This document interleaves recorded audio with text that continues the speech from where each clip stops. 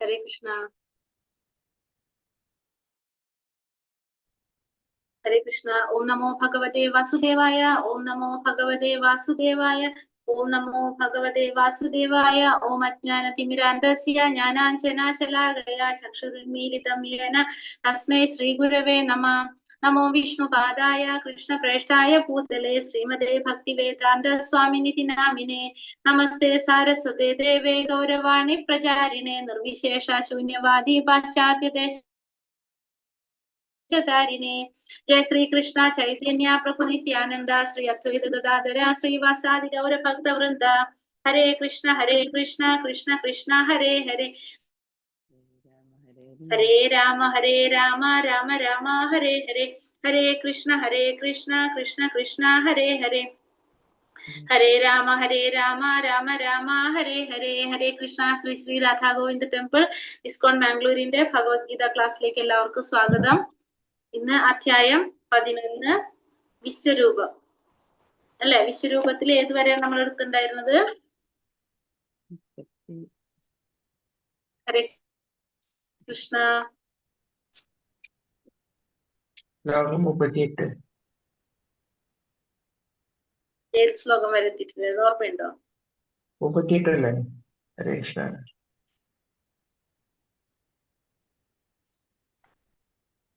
ഏതാ മാതാജി? ശ്ലോകം 38. ഹരേ കൃഷ്ണ. 38.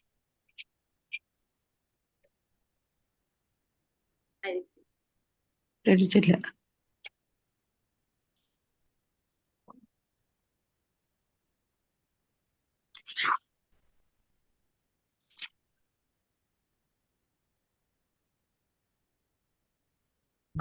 ഉഗ്രമൂർത്തിയായി മാറിയ ആ കാലസ്വരൂപത്തെ ദൈത്യം എന്തായി?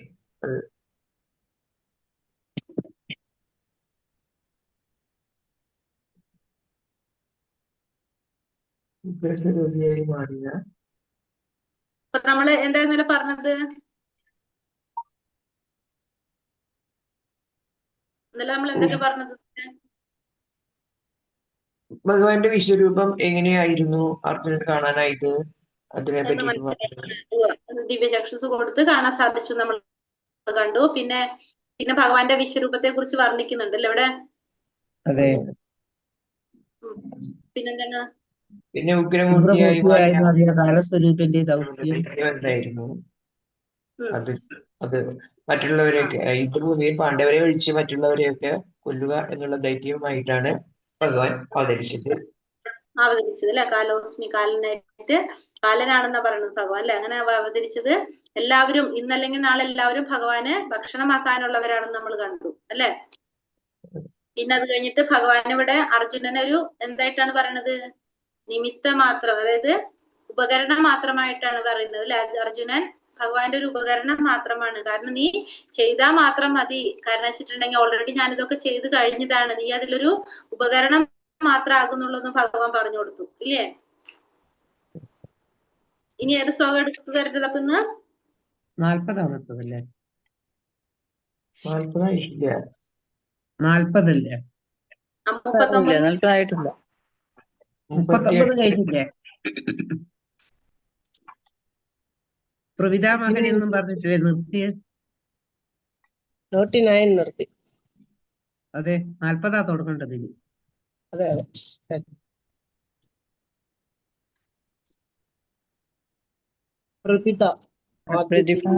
പ്രതിതാമഹൻ എന്ന് സംബോധന ചെയ്തു. അതും പറഞ്ഞല്ലേ നിർത്തിയത്? അതെ, പ്രതിതാമഹൻ. അതെ, 39-ാമത്തെ ശ്ലോകത്തില്. ബ്രഹ്മാവിന്റെ പിതാവും അങ്ങാണ്. വിശ്വരൂപന അങ്ങേക്ക് വീണ്ടും വീണ്ടും നമസ്കാരം. അനേകായിരം നമസ്കാരം. വായുവും യവനും വരണനും പ്രജാപതിയും. പിതാമഹൻ പറയുന്നത് അല്ലെ. ബ്രഹ്മാവിന്റെയും പിതാവാണ് കൃഷ്ണൻ. അതുകൊണ്ട് കൃഷ്ണൻ എന്ത് പറയുന്നുണ്ട്? പ്രപിതാമഹൻ എന്ന് സംബോധന ചെയ്യുന്നു. എന്തുകൊണ്ടാണ് പിതാമഹൻ എന്ന് പറയുന്നത്? കാരണം അതുകൊണ്ടാണ് ഭഗവാൻ അങ്ങനെ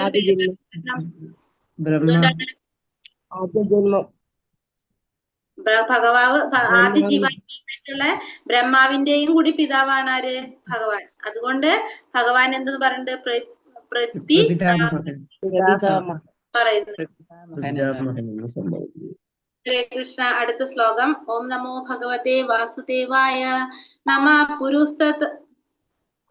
പുരുസ്താതത പൃഷ്ഠതസ്തേ നമോസ്തുതേ സർവത ഏവ സർവ അനന്തവീര്യാമിത വിക്രമസ്ത്വം സർവം സമാപ്നോഷി തതോസി സർവ. മുന്നിൽ നിന്നും പിന്നിൽ നിന്നും എല്ലാ ഭാഗത്തു നിന്നും ഞാൻ അങ്ങയെ പ്രണമിക്കട്ടെ. അതിരറ്റ ശക്തിമാനെ, അങ്ങ് നിസ്സീമമായ ശക്തിയുടെ ഉടമയാണ്. സർവവ്യാപിയാകിയാൽ അങ്ങ് എല്ലാമാണ്. ഇപ്പൊ അർജുനൻ ഭഗവാനോട് പറയാണ്, ഇതെന്ന് പറയുന്നത്, മുന്നിൽ നിന്നും പിന്നിൽ നിന്നും എല്ലാം ഞാൻ അങ്ങയെ പ്രണമിക്കട്ടെ. കാരണം അതിരറ്റ ശക്തിമാനെ, അങ്ങ് നിസ്സീമമായ ശക്തിയുടെ ഉടമയാണ്. മാത്രമല്ല അങ്ങ് എന്താണ്? സർവവ്യാപിയാണ്. എല്ലാം അങ്ങാണ്. എല്ലാതും അങ്ങാണ്. എല്ലാവരും നിറഞ്ഞു നിൽക്കുന്നതും ആര് തന്നെയാണ്? ഭഗവാൻ തന്നെയാണ്. അപ്പൊ അങ്ങയുടെ തിരുമുമ്പിൽ ആര് വന്നിരുന്നാലും അവരുടെയൊക്കെ സ്രഷ്ടാവാണ് ആര്? ഭഗവാൻ. കാരണം നമുക്കറിയാം, ഭഗവത്ഗീതയിൽ പറയുന്നില്ല, അഹം ബീജപ്രദാപിത, എല്ലാവർക്കും ബീജം പ്രദാനം ചെയ്തത് ആരാണ്? ഭഗവാനാണ്. എല്ലാവരുടെയും പിതാവാണ്. ഭഗവാന്റെ തിരുമുമ്പിൽ ആര് വന്നു നിന്നാലും അവരുടെ എല്ലാ സൃഷ്ടാവ് ആര് തന്നെയാണ്? ഭഗവാൻ തന്നെയാണ്. അർജുനൻ ഭഗവാനോട് പറയാണ്. അപ്പൊ അങ്ങനെയുള്ള ഭഗവാനെ ഞാൻ മുന്നിൽ നിന്നും പിന്നിൽ നിന്നും ഒക്കെ പ്രണമിക്കട്ടെ എന്ന് അർജുനൻ പറയാണ്. ഭഗവാൻ എല്ലാ ശക്തികളുടെയും കേന്ദ്രവും യുദ്ധരംഗത്ത് നിലനിൽക്കുന്ന പോരാളികളിൽ സർവശ്രേഷ്ഠനും പരാക്രമിയും ആകുന്നുവെന്ന് അർജുനൻ അംഗീകരിക്കുന്നു. അപ്പൊ എല്ലാ ശക്തിയുടെയും ഉറവിടം എവിടെ നിന്നാണ്? ഭഗവാനിൽ നിന്നാണ് വരുന്നത്. അപ്പൊ യുദ്ധരംഗത്തിൽ നിലനിൽക്കുന്ന കുറേ പോരാളികളുണ്ട്. അവരിലെ സർവശ്രേഷ്ഠനും പരാക്രമിയും എല്ലാമാണ് ആര്? ഭഗവാൻ എന്ന് അർജുനൻ ഇവിടെ പറയാണ്.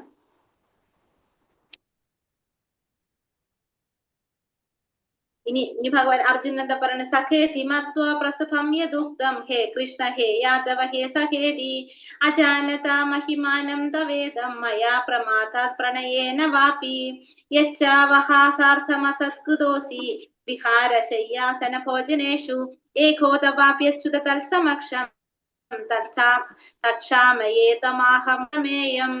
ഇതവിടെ പറയുന്നത്, അങ്ങയുടെ മഹത്വം എന്തെന്നറിയാതെ അർജുനൻ വിഷമിക്കുകയാണ്. അർജുനൻ എന്താ പറയുന്നത്? അങ്ങയുടെ മഹത്വം എന്തെന്നറിയാതെ സുഹൃത്ത് എന്ന് മാത്രം കരുതി ഹേ കൃഷ്ണ, ഹേ യാദവ, ചങ്ങാതി എന്നെല്ലാം ഞാൻ അങ്ങയെ സ്നേഹത്തിലോ സംഭ്രാന്തിയിലോ വിളിച്ചു പോന്നു. നാം തനിച്ചായിരിക്കുമ്പോഴും മറ്റുള്ളവർക്കിടയിലായിരിക്കുമ്പോഴും വിനോദിക്കുകയോ ഇരിക്കുകയോ ഒരേ കിടക്കയിൽ കിടക്കുകയോ ആഹാരം കഴിക്കുകയോ ചെയ്യുന്ന അവസരങ്ങളിലും പലപ്പോഴും അങ്ങയെ വേണ്ടത്ര മാനിക്കാതെ അപഹസിച്ചിട്ടുണ്ട്. അച്യുത, അങ്ങനെ പറ്റിപ്പോയ പിഴകൾക്കെല്ലാം അങ്ങയോട് ഞാനിതാ മാപ്പ് ചോദിക്കുന്നു. അപ്പോൾ എന്താ പറയണത്?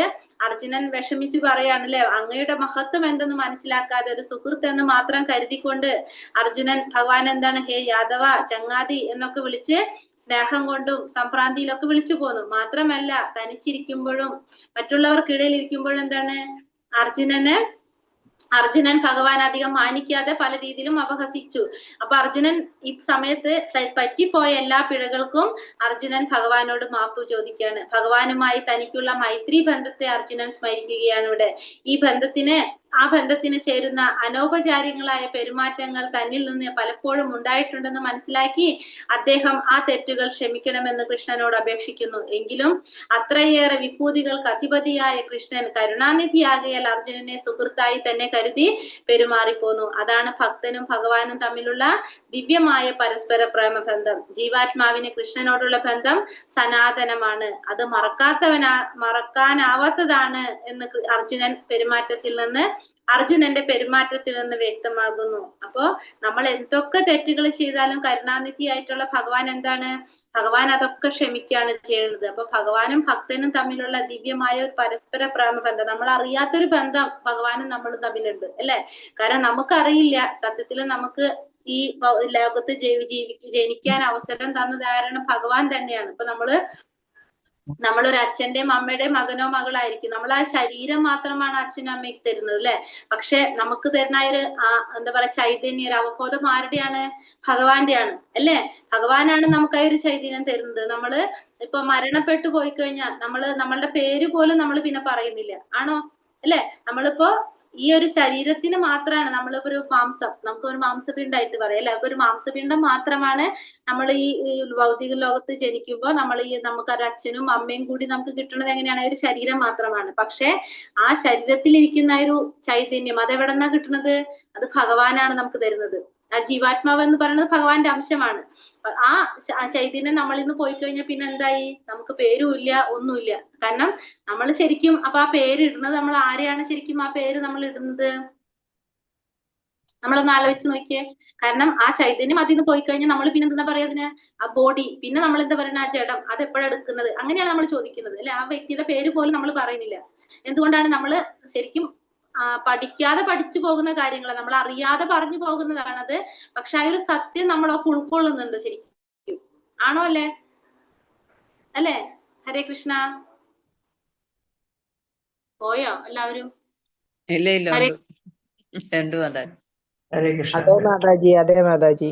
അല്ലേ? അങ്ങനെയല്ലേ? നമ്മളത് ചിന്തിച്ചിട്ടുണ്ടോ? നമ്മൾ ശരിക്കും അങ്ങനെയാണ്. ഇപ്പൊ നമ്മളുടെ അച്ഛനായിക്കോട്ടെ, അമ്മയായിക്കോട്ടെ, നമ്മളുടെ എത്ര ഉറ്റ ബന്ധുക്കളായിക്കോട്ടെ, നമ്മൾ അവർ മരണപ്പെട്ടു പോയി കഴിഞ്ഞാല് പിന്നെ നമ്മൾ അവരെ പേര് നമ്മൾ പറയുന്നില്ല. നമ്മൾ എന്താ പറയുന്നത്? എപ്പോഴാണ് ബോഡി എടുക്കുന്നത്? നമ്മൾ അങ്ങനെയാണ് സംസാരിക്കുന്നത്. ഇതൊക്കെ നമ്മൾ അറിയാതെ തന്നെ നമ്മൾ അത് അങ്ങനെ ചെയ്തു പോണത്. അപ്പൊ നമുക്ക് തന്നെ എന്ത് മനസ്സിലായി? നമ്മളെ ഉള്ളിന്റെ ഉള്ളിൽ എന്തുണ്ട്? അപ്പൊ നമുക്കത് അറിയുന്നുണ്ട്. നമ്മളിത് ഇത് ഭഗവാനാണ്. ആ അംശം അതിൽ നിന്ന് പോയി കഴിഞ്ഞാൽ പിന്നെ ഇതെന്തായി? ഇതൊരു ജഡവസ്തുവാണ്. ആ ഒരു ജഡത്തിനാണ് നമ്മള് ഇതൊക്കെ നൽകി. ആത്മാവ് പോണോടുകൂടി പിന്നെ അതൊക്കെ ജീവാത്മാവും തമ്മിലുള്ള ഒരു ബന്ധം എങ്ങനെയാണ്?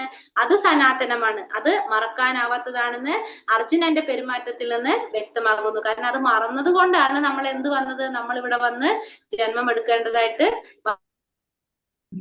വന്നത് തന്നെ.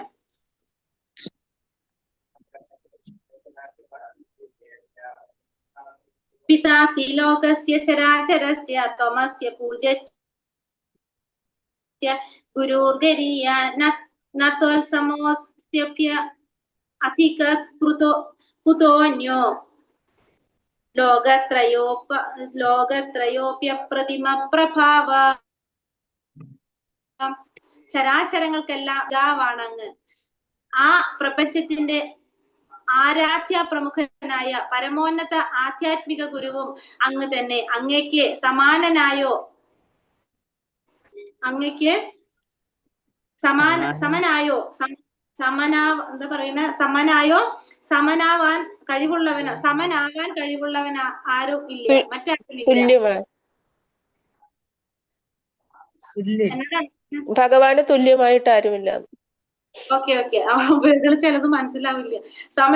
സമനാവാൻ കഴിവുള്ളവരായോ മറ്റാരുമില്ല. അങ്ങനെയാകിൽ ഹേ അതുല്യ പ്രഭാവനെ, മൂന്ന് ലോകങ്ങളിലും അങ്ങയേക്കാൾ ശ്രേഷ്ഠനായിട്ട് ആരാണുള്ളത്?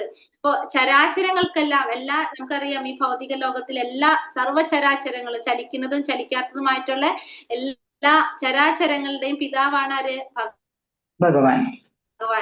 ആ ഭഗവാന്റെ ആ പ്രപഞ്ചത്തിന്റെ ആരാധ്യ പ്രമുഖനായ പരമോന്നത ആധ്യാത്മിക ഗുരുവും എല്ലാവരുടെയും ആര് തന്നെയാണ്? ഭഗവാൻ തന്നെയാണ്.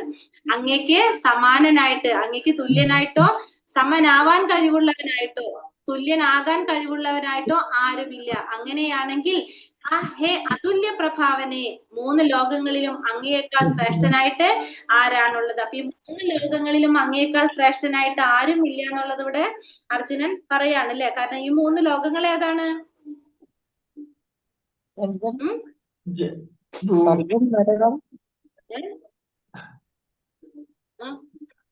നരകവും. പിന്നെ ഏതാണ് മൂന്ന് ലോകം?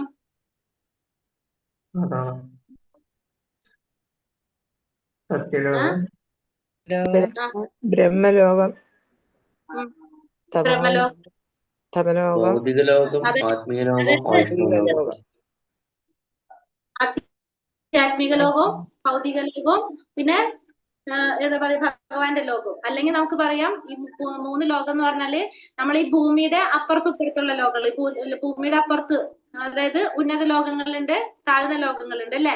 നമ്മളെപ്പോഴും മൂന്ന് ലോകം എന്ന് പറയുന്നത് നമ്മളെ ഭൂലോകത്തിന്റെ താഴ്ത്തും മുകളിലുള്ള ലോകങ്ങൾ. അതപ്പോ എന്ത് പറയാ നമുക്ക്? ഈ മൂന്ന് ലോകങ്ങൾ എന്ന് പറയാം. അതല്ലെങ്കിൽ നമുക്ക് ആധ്യാത്മിക ലോകമുണ്ട്, അതായത് വൈകുണ്ഠ ലോകങ്ങളുണ്ട്, അതിന്റെ മൂല ഗോലോക വൃന്ദാവനുണ്ട്, പിന്നെ ഭൗതിക ലോകമുണ്ട്. മൂന്ന് ലോകങ്ങളിൽ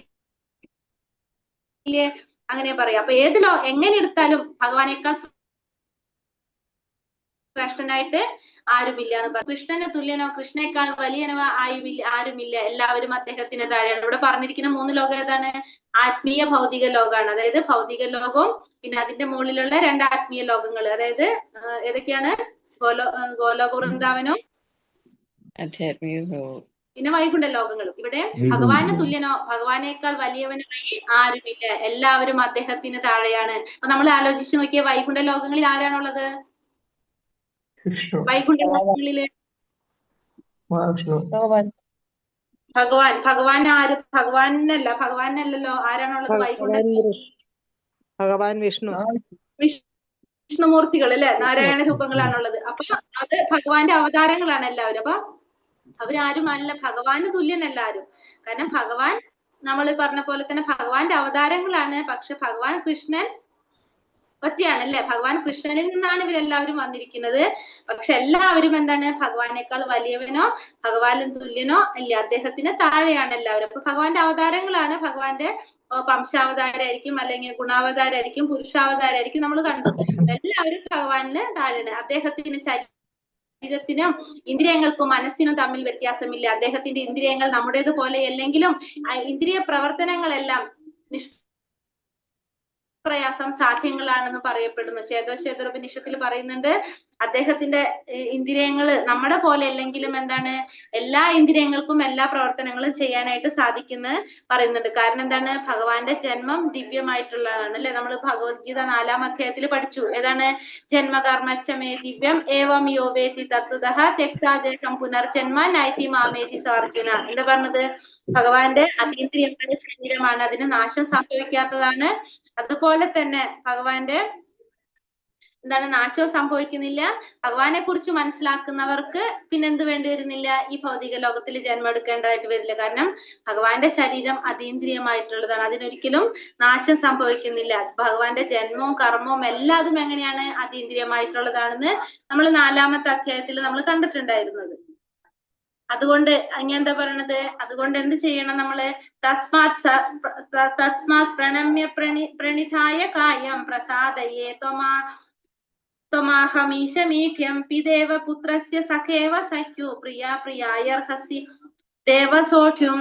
സകല ജീവജാലങ്ങൾക്കും ആരാധനായ ഭഗവാനെ, അങ്ങയെ ഞാൻ സാഷ്ടാംഗം പ്രണമിക്കുന്നു. അപ്പൊ ഭഗവാൻ എങ്ങനെയാ പറഞ്ഞത്? നമ്മൾ പറഞ്ഞു ജന്മകർമ്മച്ചമേ ദിവ്യം. ഭഗവാന്റെ ജന്മവും കർമ്മവും എല്ലാം ദിവ്യങ്ങളായിട്ടുള്ളതാണ്. അപ്പൊ അതുകൊണ്ട് ഭഗവാനെ, എല്ലാ ജീവജാലങ്ങൾക്കും ആരാധനായിട്ടുള്ള ഭഗവാനെ ഞാൻ പ്രണമിക്കുന്നു, സാഷ്ടാംഗം പ്രണമിക്കുന്നു. പ്രസാദിക്കണമേ, ഭഗവാനോട് പറയണേ, നീ പ്രസാദിക്കണമേ. മകന്റെ ധിക്കാരത്തെ അച്ഛൻ എന്ന പോലെ, സുഹൃത്ത് തന്റെ സുഹൃത്തിന്റെ അവിവേകത്തെ എന്ന പോലെ, ഭർത്താവ് ഭാര്യയുടെ പെരുമാറ്റത്തെ എന്ന പോലെ ഞാൻ അങ്ങയോട് ചെയ്തിരിക്കാവുന്ന പിഴകൾ അങ്ങ് ക്ഷമിക്കണമേ.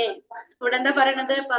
ഭഗവാനോട് അർജുനൻ പറയാണ്, അങ്ങ് എന്നെ പൊറുക്കണം, ഞാൻ ചെയ്തു പോയ തെറ്റുകളും അപരാധങ്ങളും പൊറുക്കണം. ഒരു പുത്രനോട് അച്ഛൻ ക്ഷമിക്കുന്നത് പോലെ, ഒരു സുഹൃത്തിനോട് മറ്റൊരു സുഹൃത്ത് ക്ഷമിക്കുന്നത് പോലെ, ഭാര്യയോട് ഭർത്താവ് ക്ഷമിക്കുന്നത് പോലെ, അതായത് അങ്ങ് ഞാൻ ചെയ്തു പോയ തെറ്റുകൾ അല്ലെങ്കിൽ പിഴകള് ക്ഷമിക്കണമേ എന്ന് അർജുനൻ ഭഗവാനോട് പറയാണ്. കൃഷ്ണനും ഭക്തനുമായുള്ള ബന്ധം പല വിധത്തിലാണ്. ചിലർ കൃഷ്ണനെ സ്വന്തം മകനെ പോലെയും മറ്റു ചിലർ ഭർത്താവിനെയും സുഹൃത്തിനെയോ യജമാനെ പോലെയും കരുതി സ്നേഹിക്കുന്നു. ഒരു അച്ഛനോ ഒരു ആത്മമിത്രത്തിനോ ഭർത്താവിനോ ക്ഷമിക്കുന്നത് പോലെ ഭഗവാൻ ഭക്തന്റെ തെറ്റിനെ പൊറുക്കും. ഭഗവാൻ അത്രയും കാരുണ്യവാനാണ്. ഭക്തന്മാർ ചെയ്യുന്ന എല്ലാ തരത്തിലുള്ള തെറ്റുകളും ഭഗവാൻ പൊറുക്കാണ്. അതായത് ഭഗവാൻ ഒരിക്കലും നമ്മളെ ശിക്ഷിക്കുന്നില്ല. ഭഗവാൻ എന്താണ് ചെയ്യുന്നത്? നമ്മളെ നേർവഴിക്ക് നയിക്കാനുള്ള പല പല കാര്യങ്ങളും നമ്മളെ മുന്നിൽ തന്നിരിക്കുകയാണ്. പക്ഷെ നമ്മൾ എന്ത് ചെയ്യുന്നു? നമ്മൾ അതൊന്നും തിരിഞ്ഞു നോക്കുന്നില്ല. നമ്മൾ എന്നിട്ട് നമ്മളുടേതായ സന്തോഷങ്ങളും നമ്മളുടേതായ സുഖങ്ങൾക്ക് വേണ്ടി നമ്മൾ പരക്കം പാഞ്ഞുകൊണ്ടിരിക്കുകയാണ്. തൊട്ടടുത്ത് ഭഗവാൻ തന്നിരിക്കുന്ന അവസരങ്ങളോ കാര്യങ്ങളോ ഒന്നും നമ്മൾ ശ്രദ്ധിക്കുന്നില്ല. ഇതാണ് നമ്മൾ ചെയ്യുന്നത്. അദൃഷ്ടപൂർവം കൃഷിതോസ്മി ദൃഷ്ട്വാ ഭയേന ച പ്രവ്യഥിതം മനോ മേ തഥൈവ മേ ദർശയ ദേവരൂപം പ്രസീദ ദേവേശ ജഗന്നിവാസ. മുമ്പ് കാണാത്ത ഈ വിശ്വരൂപം കണ്ടിട്ട് ഞാൻ സന്തുഷ്ടനായിരിക്കുന്നു. അതേ സമയത്ത് തന്നെ എന്റെ മനസ്സ് ഭയാകുലവുമാണ്. അതുകൊണ്ട് പ്രപഞ്ചത്തിന് ആശ്രയമായ ദേവദേവ, ആശയല്ല ആശ്രയായിരിക്കും, ആശ്രയമായ ദേവദേവ, വീണ്ടും മുമ്പുണ്ടായിരുന്ന രൂപം തന്നെ സ്വീകരിക്കുവാൻ കനിവുണ്ടാകണമേ. അപ്പൊ അർജുനൻ ഇപ്പൊ കാലരൂപത്തിലാണ് കണ്ടുകൊണ്ടിരിക്കുന്നത് അല്ലെ? അർജുനൻ ഭഗവാന്റെ അപ്പൊ അർജുനൻ പറയാണ്, വിശ്വരൂപം കണ്ടിട്ട് എനിക്ക് ഭയങ്കര സന്തുഷ്ടനായി, പക്ഷെ എന്റെ മനസ്സിൽ പേടിയുണ്ട്. അതുകൊണ്ട് പ്രപഞ്ചത്തിന് ആശ്രയമായിട്ടുള്ള ഭഗവാനെ ദേവദേവ എന്ത് ചെയ്യണം? മുമ്പുണ്ടായിരുന്ന രൂപം തന്നെ സ്വീകരിച്ച് അത് കാണിക്കുക, ആ രൂപത്തിലേക്ക് വരണം എന്ന് അർജുനൻ ആഗ്രഹിക്കണം. അതായത് ഭഗവാന്റെ ചതുർഭുജ രൂപം കാണണമെന്ന് അർജുനൻ, അല്ലെങ്കിൽ എന്താണ്, എല്ലാ രൂപങ്ങളും ഭഗവാൻ തന്നെയാണ്. അപ്പൊ അതുകൊണ്ട് ഞാൻ ചിന്തിക്കുകയാണ്, തന്റെ സുഹൃത്തായ കൃഷ്ണൻ പരമദിവ്യോത്തമ പുരുഷനാണെന്നും ആശ്ചര്യകരമായ വിശ്വരൂപത്തെ കാണിക്കാൻ അദ്ദേഹത്തിന് കഴിവുണ്ടെന്നും മനസ്സിലാക്കി അർജുനൻ വളരെ സന്തുഷ്ടനായി. പിന്നീട് കലർപ്പില്ലാത്ത മൈത്രി ബന്ധത്തിൽ തന്നെ എത്ര തെറ്റുകൾ താൻ കൃഷ്ണനോട് ചെയ്തു പോയിരിക്കുകയെന്ന് ഓർത്ത് അർജുനൻ ഭയക്രാന്തനാകുന്നു. അതിനുശേഷം എന്താ പറയുന്നത്? കിരീടിതം ഗതിനം ചക്രഹസ്തം ദ്രഷ്ടുമഹം തഥൈവ തേനൈവ രൂപേണ ചതുർഭുജേന സഹസ്രബാഹോ ഭവ വിശ്വമൂർത്തേ. ഹേ സഹസ്രബാഹുവായ വിശ്വരൂപ, 4 കൈകളും ശിരസിൽ കിരീടവും കൈകളിൽ ശംഖുചക്ര ഗദാപത്മങ്ങളുള്ള അങ്ങയുടെ ആ രൂപം കാണാൻ ഞാൻ ആഗ്രഹിക്കുന്നു. ഭഗവാൻ അത് കാണിച്ചു തരണമേ. പിന്നെ എന്താ പറയണത്? ഭഗവാന്റെ ഏത് രൂപം കാണുന്ന പറയണത് അർജുനൻ? നാരായണ രൂപത്തില് എന്താണ്, ശംഖുചക്ര ഗദാപത്മത്തോടു കൂടിയ, ശിരസിൽ കിരീടം വെച്ചിട്ടുള്ള ശംഖുചക്ര ഗദാപത്മത്തോടു കൂടി അങ്ങയുടെ രൂപം കാണാനായിട്ട് ഞാൻ ആഗ്രഹിക്കുകയാണ്. അത് കാണിച്ചു തരാനായിട്ട് ഇവിടെ ഭഗവാൻ എന്നോട് അർജുനൻ ആവശ്യപ്പെടാണ്. കൃഷ്ണൻ ആദിനായ പരമപുരുഷനാണെന്നും മറ്റെല്ലാ മൂർത്തികളും അദ്ദേഹത്തിൽ നിന്ന് ഉത്ഭവിച്ചതാണെന്നുമുള്ള ഭാഗവത സിദ്ധാന്തത്തെ ഈ ശ്ലോകം സംശയാതീതമായി സ്ഥിരീകരിക്കുന്നു. അപ്പൊ കൃഷ്ണൻ ആരാണ്?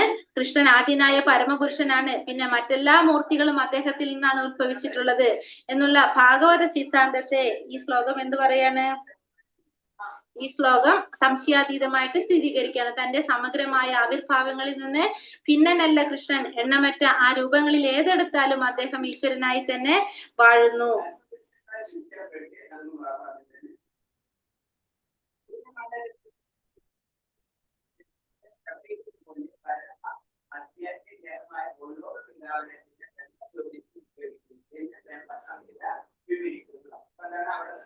ശ്രീ ഭഗവാനുവാച മയാ പ്രസന്നേന തവാർജുനേദം രൂപം പരം ദർശിതമാത്മാ യോഗാത് തേജോമയം വിശ്വമനന്തമാദ്യം യന്മേ ത്വദന്യേന നാദൃഷ്ടപൂർവം. ശ്രീ ഭഗവാൻ പറഞ്ഞു, ഹേ അർജുന, നിന്നിൽ സന്തുഷ്ടനായ ഞാൻ അന്തരംഗ ശക്തിയാൽ ഭൗതിക പ്രപഞ്ചത്തിൽ അന്തർഹിതമായ എന്റെ ഈ വിശ്വരൂപം കാട്ടിത്തന്നു. ആദിമവും അവസാനമില്ലാത്തതും തേജോമയവുമായ ഇത് നീ ഒഴികെ ആരും മുമ്പ് കണ്ടിട്ടില്ല. അപ്പൊ അർജുനനോട് എന്താ ഭഗവാൻ പറയുന്നത്? അർജുന, നിന്നിൽ സന്തുഷ്ടനായ ഞാൻ അന്തരംഗ ശക്തിയാൽ ഭൗതിക പ്രപഞ്ചത്തിൽ അന്തർഹിതമായ എന്റെ ഈ വിശ്വരൂപം കാട്ടിത്തന്നു. അപ്പോ അർജുനനെ ഈ ഭൗതിക ലോകത്ത്, ഭൗതിക പ്രപഞ്ചത്തില് അന്തർലീനമായിട്ടുള്ള തന്റെ വിശ്വരൂപം കാട്ടിക്കൊടുക്കാണ് ഭഗവാൻ. കാട്ടിക്കൊടുത്തു അർജുനന്. ആദിമവും അവസാനവും ഇല്ലാത്തതും തേജോമയവുമായ ഇത് നീ ഒഴികെ വേറെ ആരും കണ്ടിട്ടില്ല. അപ്പൊ ഈ രൂപം അർജുനനോട് പറയാണ്, നീ ഒഴികെ വേറെ ആരും കണ്ടിട്ടില്ല എന്ന് അവിടെ ഇതിനു മുമ്പ് ആരും കണ്ടിട്ടില്ല എന്ന് ഭഗവാൻ പറയാണ് അർജുനന്റെ അടുത്ത്. അർജുനന് പ്രത്യക്ഷമായ വിശ്വരൂപം സ്വർലോകങ്ങളിലും ബഹിരാകാശങ്ങളിലും വാഴുന്ന ഭക്തന്മാർക്കും കാണാൻ ഇടവന്നു. അവർ മുമ്പൊരിക്കലും ഇത് കണ്ടിട്ടില്ലായിരുന്നു. അർജുനൻ കാരണം അവർക്കും അതിനുള്ള അവസരം ലഭിച്ചു. അപ്പൊ അർജുനൻ കാരണം കൊണ്ടാണ് മറ്റുള്ളവർക്കൊക്കെ ഇത് കാണാനായിട്ട് സാധിച്ചത്. സ്വർലോകത്തുള്ളവർക്കും ബഹിരാകാശങ്ങളിലുള്ളവർക്കും വാഴുന്ന ഭക്തന്മാർക്കൊക്കെ ഇത് കാണാൻ സാധിച്ചത് എങ്ങനെയാണ്? അവർക്കും സാധിച്ചു അർജുനൻ കാരണം കൊണ്ട്. മുമ്പ് ആരും ഇത് കണ്ടിട്ടില്ലായിരുന്നില്ല. ദുര്യോധനൻ കൃഷ്ണന്റെ ശാന്തി സന്ദേശം കൈക്കൊള്ളാതിരുന്നപ്പോഴാണ് അവിടെ ഏതാണ്ട് ഇതുപോലുള്ള വിശ്വരൂപം കാണിച്ചത്. എന്നാൽ അതും അർജുനൻ യുദ്ധരംഗത്തിൽ കണ്ട രൂപം വ്യത്യസ്തങ്ങൾ. അപ്പൊ അർജുനൻ വിശ്വരൂപം വേറൊരാൾക്കും കൂടി കാണിച്ചു കൊടുത്തിട്ടുണ്ടായിരുന്നു എന്ന് പറയാണ് ഇവിടെ. ആർക്കാണ്? കൗരവ സഭയില് കൃഷ്ണൻ ദുര്യോധനനെ കാണിച്ചു കൊടുത്തിരുന്നു ഈ രൂപം. പക്ഷെ അത് എന്താണ്, ദുര്യോധനൻ കണ്ട ആ വിശ്വരൂപം ഈ അർജുനൻ കണ്ടതിന്റെ അത്രയും ഇല്ല എന്നാ പറഞ്ഞു. യുദ്ധരംഗത്ത് കണ്ട രൂപം വ്യത്യസ്തമുണ്ട്. പക്ഷെ ഇതിനു മുന്നേ വിശ്വരൂപം അപ്പൊ ആർക്കും കാണിച്ചു കൊടുത്തിരുന്നു? സന്ധി സംഭാഷണത്തിന് പോയ സമയത്ത് കൃഷ്ണൻ ആരാണെന്ന് ദുര്യോധനെ കാണിച്ചു കൊടുത്തിട്ടുണ്ടായിരുന്നു.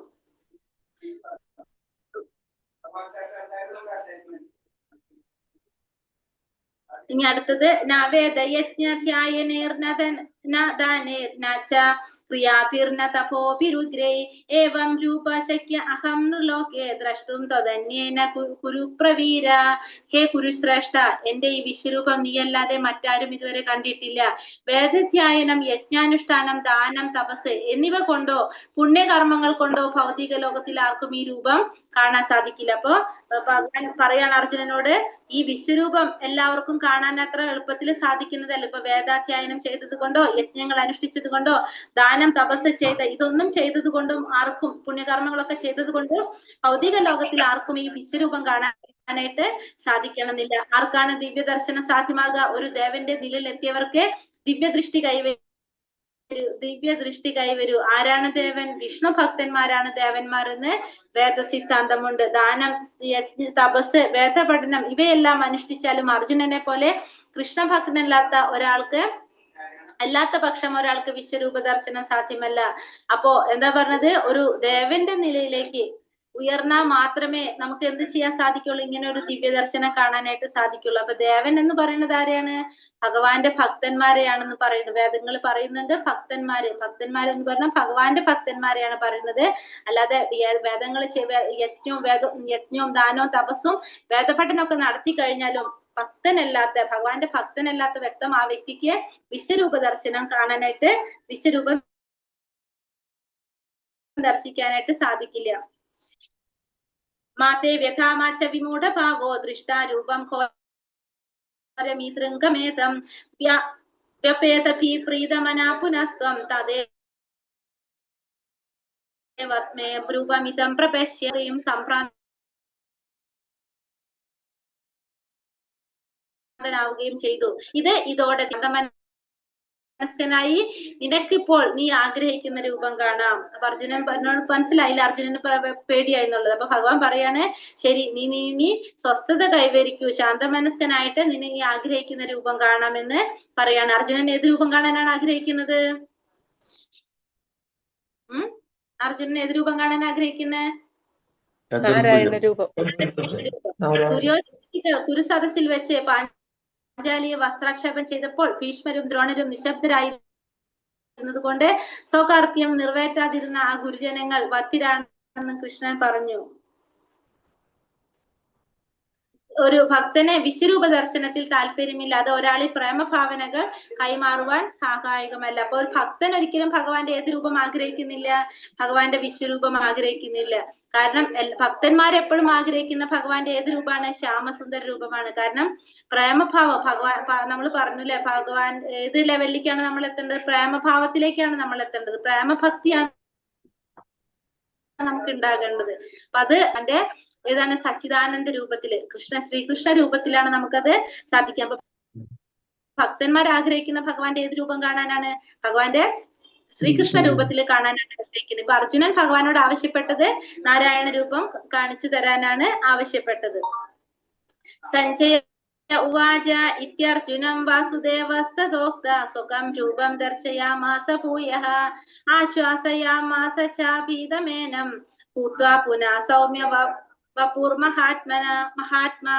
സഞ്ജയൻ ധൃതരാഷ്ട്രോട് പറഞ്ഞു, ഇങ്ങനെ അർജുനനോട് പറഞ്ഞിട്ട് പരമദിവ്യോത്തമ പുരുഷനായ കൃഷ്ണൻ തന്റെ യഥാർത്ഥമായ ചതുർഭുജ രൂപം കാണിച്ചു. പിന്നീട് ായിരുന്ന അർജുനന് ധൈര്യം വരുത്തുവാനായി ഇരു കൈകളോട് കൂടിയ തന്റെ സാധാരണ രൂപം കൈക്കൊള്ളുകയും ചെയ്തു. അപ്പൊ ഇവിടെ വീണ്ടും അർജുനന് ഇങ്ങനെ പറഞ്ഞുകൊണ്ട് ഭഗവാൻ എന്ത് ചെയ്തു? ഭഗവാൻ അർജുനന് തന്റെ ചതുർഭുജ രൂപം കാണിച്ചു കൊടുത്തു. അത് കഴിഞ്ഞിട്ട് അർജുനന് ധൈര്യം വരുത്താനായിട്ട് ഇരു കൈകളോട് കൂടിയ തന്റെ സാധാരണ രൂപം കാണിച്ചു കൊടുക്കുകയും ചെയ്തു. അപ്പൊ ഇരു കൈകളോട് കൂടിയ ഭഗവാന്റെ സാധാരണ രൂപം നമുക്കറിയാം അല്ലെ? ഏത് രൂപമാണത്? ശ്രീകൃഷ്ണ രൂപം. ദുര്യാധനാദികൾ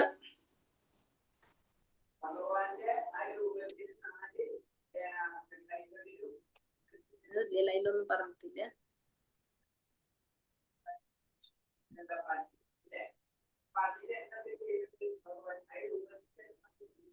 കൃഷ്ണൻ ദേവകി വസുദേവന്മാരുടെ പുത്രനായി ആദ്യം അവർക്ക് മുന്നിൽ പ്രത്യക്ഷപ്പെട്ടത് ചതുർഭുജനായ നാരായണ രൂപത്തിലാണ്. പിന്നെ മാതാപിതാക്കളുടെ അപേക്ഷ അനുസരിച്ച് ഒരു സാധാരണ മനുഷ്യ ശിശുവിന്റെ രൂപം പൂണ്ടു. അപ്പൊ ഭഗവാൻ ആദ്യമായിട്ട് ദേവകി വസുദേവരുടെ പുത്രനായിട്ട് അവതരിച്ചപ്പോ ഭഗവാൻ ഏത് രൂപത്തിലാണ് അവതരിക്കുന്നത്? ചതുർഭുജനായിട്ടാണ് അവതരിക്കുന്നത്. നാരായണ രൂപത്തിലാണ് ഭഗവാൻ അവതരിക്കുന്നത്. അതിനുശേഷം ദേവകി മാതാവിന്റെ അപേക്ഷ പ്രകാരമാണ് ഭഗവാൻ സാധാരണ ഒരു മനുഷ്യരൂപം കൈക്കൊള്ളുന്നത്.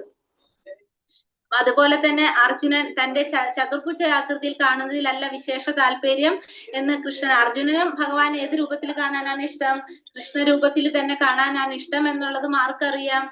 ഭഗവാന് അറിയാം. കാരണം ഭഗവാന്റെ ആ രൂപം സൗമ്യ വപു എന്നാണ് പറയുന്നത്. ആ രൂപത്തിനെ പറയുന്നത് എന്താ പറയുന്നത്, ഒരു നമ്മൾ പറയില്ലേ ത്രിഭംഗ രൂപം എന്ന് പറയാ. കാരണം 3 ഒടിവുകളുള്ള പോലത്തെ ഒരു ആ നിൽപ്പ് ഭഗവാന്റെ ആ രൂപത്തിന് പ്രത്യേകത ഇല്ലേ, ശ്രീകൃഷ്ണ രൂപത്തിന്.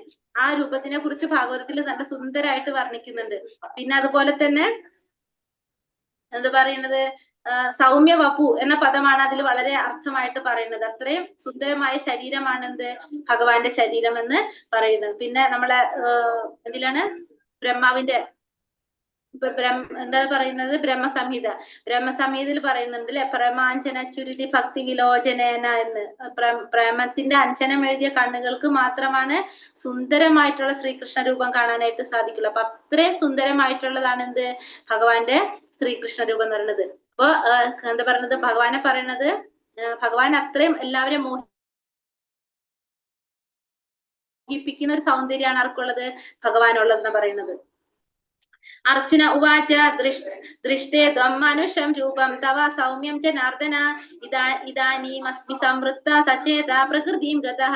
കൃഷ്ണനെ ഇങ്ങനെ സ്വന്തം രൂപത്തിൽ കണ്ടപ്പോൾ അർജുനൻ പറഞ്ഞു, ജനാർദ്ദന, അങ്ങയുടെ അത്യന്ത സുന്ദരമായ ഈ മാനുഷിക ആകാരം കണ്ടിട്ട് ഇപ്പോൾ ഞാൻ മുൻമട്ടിലായി, എന്റെ മനസ്സ് ശാന്തമായി. അപ്പൊ ഭഗവാനോട് അർജുനൻ പറയാണ്, ഇപ്പൊ ഈ രൂപത്തിൽ കണ്ടപ്പോ അർജുനൻ ഭഗവാൻ ഈ രൂപത്തിൽ കണ്ടപ്പോ സുന്ദരമായിട്ടുള്ള ഈ മാനുഷിക ആകാരം മാനുഷിക രൂപത്തിൽ കണ്ടപ്പോ ഞാൻ മുൻമട്ടിലായി, എന്റെ മനസ്സ് ശാന്തമായി എന്നിവിടെ ആര് പറയാണ്? അർജുനൻ പറയാണ്. കൃഷ്ണൻ വെറുമൊരു മനുഷ്യനാണെന്നും അദ്ദേഹത്തിനുള്ള നിർഗുണ ബ്രഹ്മമാണ് ഗീത ഉപദേശിക്കുന്നതെന്നും ഊന്നി പറയുന്നവർ വായനക്കാരെ വഴിതെറ്റിക്കുകയാണെന്നും അത് ഏറ്റവും വലിയ അനീതിയാണെന്നും ഭഗവത്ഗീത വ്യക്തമാക്കുന്നു. വിശ്വരൂപവും ചതുർഭുജനായ നാരായണ രൂപവും കൈക്കൊണ്ട് കൃഷ്ണനെ എങ്ങനെ ഒരു സാധാരണ മനുഷ്യനെന്ന് പറയാൻ സാധിക്കും? പകൽ വെളിച്ചം പോലെ വ്യക്തമാണ് ഭഗവത്ഗീതയിൽ ഉപദേശങ്ങൾ. മൂഢന്മാരായ ഭാഷ്യകാരന്മാരുടെ ദീപനാളങ്ങൾ അവയ്ക്ക് ആവശ്യമില്ല. അപ്പൊ ഭഗവാനെ കുറിച്ച് പറയുന്നവർക്ക് മനസ്സിലാക്കാനായിട്ട് വേണ്ടി പറയാനുള്ളത്.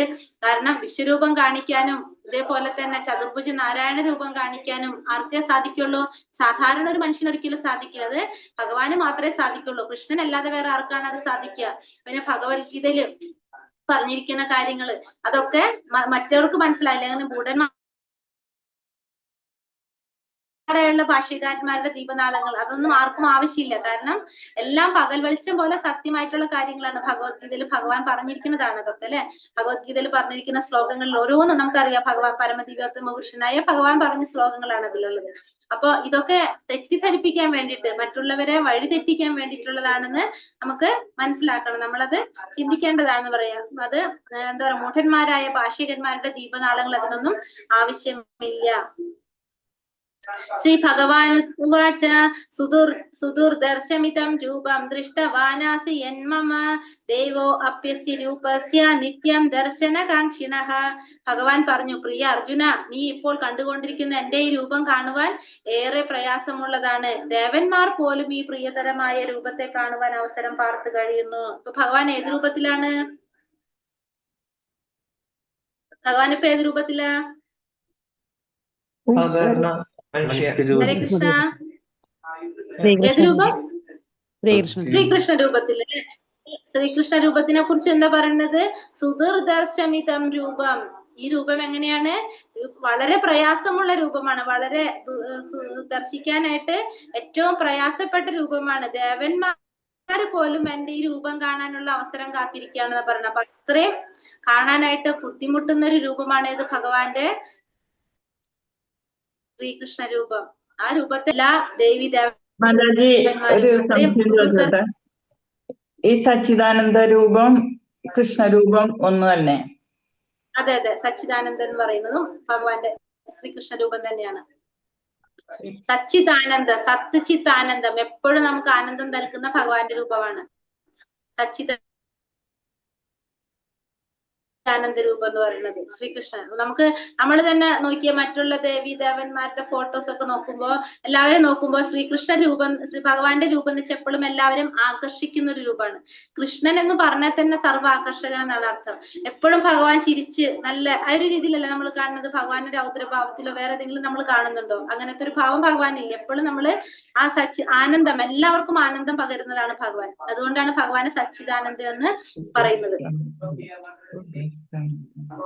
അവജാനന്തി മാ മൂഢ മാനുഷ്യം താനും ആശ്രിതം തന്നെ അപഹസിക്കുന്ന മൂഢന്മാർക്ക് കൃഷ്ണൻ ദൃശ്യനല്ല. അപ്പൊ നമുക്കറിയാം അല്ലെ, ഭഗവത്ഗീതയിൽ ഒരു ശ്ലോകം ഉണ്ട് അല്ലെ, അവജാനന്തി മാ മൂഢ മാനുഷ്യം താനും ആശ്രിതം എന്ന് പറഞ്ഞിട്ട്.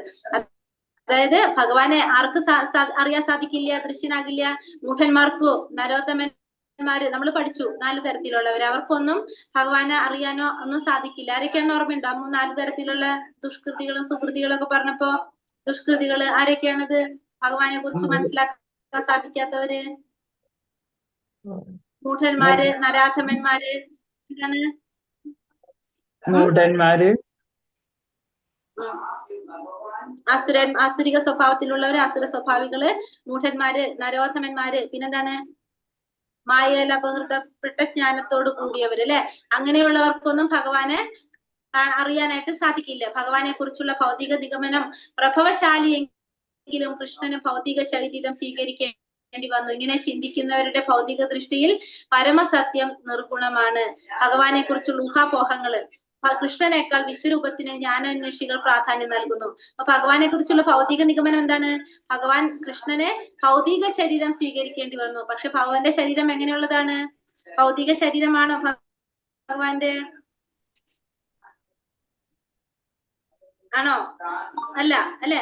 നമ്മുടെ ശരീരത്തിൽ മുറിച്ചു കഴിഞ്ഞാൽ നമുക്ക് എന്ത് കിട്ടും?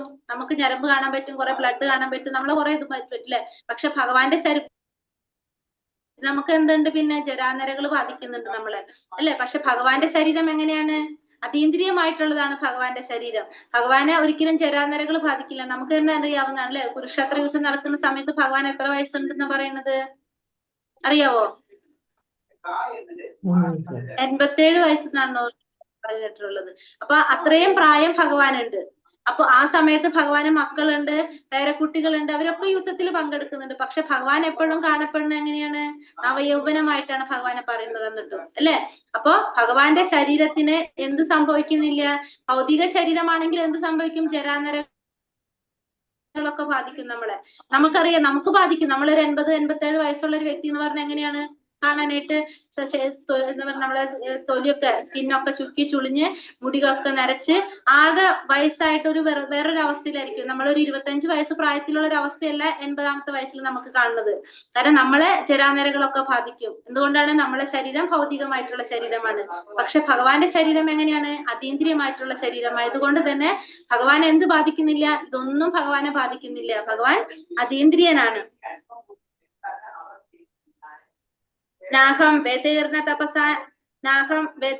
തപസാന ദാനേന ന ചേച്യ ശക്യം ഏവ വിധോ ദ്രഷ്ടും ദൃഷ്ടവാനാസി മാം യഥാ. അതീന്ദ്രിയമായ ദൃഷ്ടിയിൽ നീ കാണുന്ന ഈ രൂപം വേദാധ്യായനം കൊണ്ടോ തപശ്ചര്യ കൊണ്ടോ ദാന യജ്ഞാദികളാലോ കൈവരാവുന്നതല്ല. അപ്പൊ നമ്മൾ ഈ പറഞ്ഞ വേദങ്ങൾ അഭ്യസിച്ചാലോ തപശ്ചര്യകൾ അനുഷ്ഠിച്ചാലോ ദാനം ചെയ്താലോ യജ്ഞങ്ങൾ അനുഷ്ഠിച്ചാലോ ഒന്നും നമുക്ക് കൈവരിക്കാൻ സാധിക്കുന്നില്ല ഭഗവാന്റെ ഏത് രൂപം? ഭഗവാന്റെ ശ്രീകൃഷ്ണ രൂപം. അത് എങ്ങനെ മാത്രമേ കാണാൻ സാധിക്കുള്ളൂ നമുക്ക്? അവയൊന്നും കൊണ്ടല്ല എന്റെ യഥാർത്ഥ രൂപം ഒരാൾക്ക് പ്രത്യക്ഷമാവുന്നത്. എങ്ങനെയാണ് പ്രത്യക്ഷമാക്കാൻ സാധിക്കുന്നത് ഭഗവാന്റെ ആ രൂപം? ഭക്തി ഉണ്ടെങ്കിൽ മാത്രമേ ഭഗവാനെ കാണാനായിട്ട് സാധിക്കുള്ളൂ അല്ലെ. ഭക്തി കൊണ്ട് മാത്രമേ ഭഗവാനെ നമുക്ക് അറിയാനായിട്ട് സാധിക്കുള്ളൂ. അല്ലാതെ നമുക്കത് കാണാനായിട്ട് സാധിക്കില്ല. അടുത്തിൽ പറയുന്നതാണ് ഭക്തിയാ ത്വനന്യയാ ശക്യ അഹമേവം വിധോർജുന ജ്ഞാതും ദ്രഷ്ടും ച തത്വേന പ്രവേഷ്ടും ച പരം തപ. പ്രിയപ്പെട്ട അർജുന, എന്നിൽ ഏകാഗ്രമായ ഭക്തി കൊണ്ട് മാത്രമേ എന്നെ ഇപ്പോൾ കാണുന്ന മട്ടിൽ നേരിട്ട് കാണാനും അറിയാനും സാധിക്കുകയുള്ളൂ. ഈ മാർഗത്തിൽ കൂടി മാത്രമേ എന്റെ നിഗൂഢത്തിലേക്ക് പ്രവേശിക്കാൻ സാധിക്കുള്ളൂ. അപ്പൊ എന്നിൽ ഏകാഗ്രമായ ഭക്തി ഉണ്ടെങ്കിൽ മാത്രമേ എന്ത് ചെയ്യാൻ സാധിക്കുള്ളൂ? എന്നെ കുറിച്ച് അറിയാനായിട്ട് സാധിക്കുള്ളൂ, എന്റെ നിഗൂഢതയിലേക്ക് പ്രവേശിക്കാനായിട്ട് സാധിക്കുള്ളൂ. ഭക്തി ഇല്ലാതെ ഭഗവാനെ കുറിച്ച് അറിയാനായിട്ട് സാധിക്കില്ല. കാരണം ഭക്തി ഉണ്ടെങ്കിൽ മാത്രമേ നമുക്ക് ഭഗവാനെ കുറിച്ച് അറിയാനായിട്ട് സാധിക്കുന്നുള്ളൂ. ഊഹാപോഹ പ്രക്രിയ കൊണ്ട് ഭഗവത്ഗീത മനസ്സിലാക്കാൻ ശ്രമിക്കുന്ന ആധികാരികത്വം ഇല്ലാത്ത വ്യാഖ്യാതാക്കൾ വൃഥ സമയം പാഴാക്കുക. അപ്പൊ ഊഹാപോഹങ്ങളൊക്കെ കൊണ്ട് ഭഗവത്ഗീത മനസ്സിലാക്കാൻ ശ്രമിക്കുന്നവരെന്താണ്? വെറുതെ സമയം കളയാണ്. കൃഷ്ണനെ കുറിച്ച് അറിയേണ്ടവർ വൈദിക ഗ്രന്ഥങ്ങളിലുള്ള ആധികാരികമായ നിബന്ധനകളെല്ലാം അനുസരിക്കണം, അതനുസൃതം അത് അനുഷ്ഠിക്കാൻ വേണം. അപ്പൊ ഭഗവാനെ കുറിച്ച് മനസ്സിലാക്കണമെങ്കിൽ നമ്മൾ എന്ത് വേണം? ഫസ്റ്റ് നമുക്ക് എന്തുണ്ടാവണം? ഭക്തി ഉണ്ടാകണം, ഭഗവാനിൽ വിശ്വാസം ഉണ്ടാവണം, വിശ്വാസം ഉണ്ടാവണം, ഭക്തി ഉണ്ടാവണം. എങ്കിൽ മാത്രമേ നമുക്ക് ഭഗവാനെ കുറിച്ച് മനസ്സിലാക്കാനായിട്ട് സാധിക്കുള്ളൂ. അല്ലാതെ നമ്മൾ എത്ര വലിയ പാണ്ഡിത്യം നേടിയെന്ന് പറഞ്ഞാലും ഭഗവാനെ കുറിച്ച് അറിയണമെങ്കിൽ നമുക്ക് അതിനുള്ള ആ ദദാമി ബുദ്ധിയോഗം എന്താ പറയാ, ദദാമി ബുദ്ധിയോഗം, ആ ബുദ്ധിയോഗം ആരാണ് തരേണ്ടത്? ഭഗവാൻ തന്നെയാണ് തരേണ്ടത്. അപ്പൊ നമ്മൾ എത്ര നോളജ് ഉണ്ടെന്ന് പറഞ്ഞാലും നമുക്ക് ആ ബുദ്ധി ഭഗവാനിൽ നിന്ന് കിട്ടണം. എങ്കിൽ മാത്രമേ നമുക്ക് ഭഗവാനെ കുറിച്ച് അറിയാനായിട്ട് സാധിക്കുള്ളൂ. അപ്പൊ കൃഷ്ണനെ കുറിച്ച് അറിയേണ്ട, നമ്മളിപ്പോ ഭയങ്കര നോളജ് ഉണ്ടെന്ന് വിചാരിച്ചിട്ട് നമ്മൾ ഊഹിച്ചുകൊണ്ട് നമ്മൾ ഈ പുസ്തകങ്ങൾ വായിച്ചു കഴിഞ്ഞാൽ എന്താണ്? അത് വെറുതെ സമയം പാഴാക്കാണ്. ഈ ഭഗവാനെ കുറിച്ചുള്ള ഗ്രന്ഥങ്ങൾ വായിക്കുന്നത് സമയം പാഴാക്കലാണ്. പക്ഷെ നമ്മൾ അറിയണമെങ്കിൽ, ആധികാരികമായിട്ട് ഭഗവാനെ കുറിച്ച് മനസ്സിലാക്കണമെങ്കിൽ എന്ത് വേണം? നമ്മളിൽ ഭക്തി ഉണ്ടാവണം. ഭക്തി ഉണ്ടെങ്കിൽ മാത്രമേ ഭഗവാനെ കുറിച്ച് അറിയാനായിട്ട് സാധിക്കുള്ളൂ. അതിനുള്ള ബുദ്ധി ഭഗവാൻ തന്നെ തരും. നമുക്ക് ഭക്തിയുണ്ട്, ഭഗവാന്റെ വിശ്വാസം ഉണ്ടെങ്കിൽ പിന്നെന്താണ്? ഭഗവാൻ തന്നെ നമുക്കത് തരും, അതിനുള്ള ബുദ്ധി തരും. മത്കർമ്മ കൃന്മത്പരമോ മത്ഭക്ത സംഘവർജിതഃ നിർവൈര സർവഭൂതേഷു യസമേതി പാണ്ഡവ. പ്രിയ അർജുന, എന്റെ ശുദ്ധ സേവനത്തിൽ ഏർപ്പെട്ടിരിക്കുന്ന കാമ്യകർമ്മങ്ങളുടെയോ ഊഹാപോഹങ്ങളുടെയോ മാലിന്യം കൂടാതെ എനിക്ക് വേണ്ടി കർമ്മം ചെയ്യുകയും എന്നെ ജീവിതത്തിന്റെ പരമലക്ഷ്യമായി കരുതുകയും സർവഭൂതങ്ങളോടും സുഹൃത്ത് രൂപേണ പെരുമാറുകയും ചെയ്യുന്ന ഭക്തൻ നിശ്ചയമായും എന്നെ തന്നെ പ്രാപിക്കും. ഇവിടെ എന്താ പറഞ്ഞത്? അർജുനനോട് പറയാണ്, എനിക്ക് വേണ്ടിയിട്ടുള്ള കർമ്മങ്ങളുടെയും അല്ലെങ്കിൽ ഊഹാപോഹങ്ങളുടെയും ഭഗവാന്റെ സേവനത്തിൽ ഏർപ്പെട്ടുകൊണ്ടിരിക്കുക, പിന്നെ കാമ്യകർമ്മങ്ങളുടെയും മുഖാപോഹങ്ങളുടെയും മാലിന്യം കൂടാതെ ഭഗവാന് വേണ്ടിയിട്ട് കർമ്മം ചെയ്യുക, പിന്നെ ജീവിതത്തിന്റെ പരമലക്ഷ്യം ഭഗവാനാണെന്ന് കരുതുക, എല്ലാവരോടും സുഹൃത്ത് രൂപേണ പെരുമാറുകയും ചെയ്യുന്ന ഭക്തൻ നിശ്ചയമായിട്ടും എന്താണ്? ഭഗവാനെ പ്രാപിക്കാനായിട്ട് സാധിക്കും. അപ്പൊ ഭക്തി ഉള്ളവർക്ക് മാത്രമേ ഭഗവാനെ പ്രാപിക്കാനായിട്ട് സാധിക്കുള്ളൂ. മാത്രമല്ല സർവ്വചരാചരങ്ങളോടും സുഹൃത്ത് രൂപേണ പെരുമാറുന്ന ഭക്തൻ, അങ്ങനെ ഒരിക്കണം ഭഗവാന് വേണ്ടി കർമ്മം ചെയ്യുന്ന ഭക്തൻ. അതായത് ഭക്തി ഉണ്ടെങ്കിൽ ഇതെല്ലാതും ഉണ്ടാവും.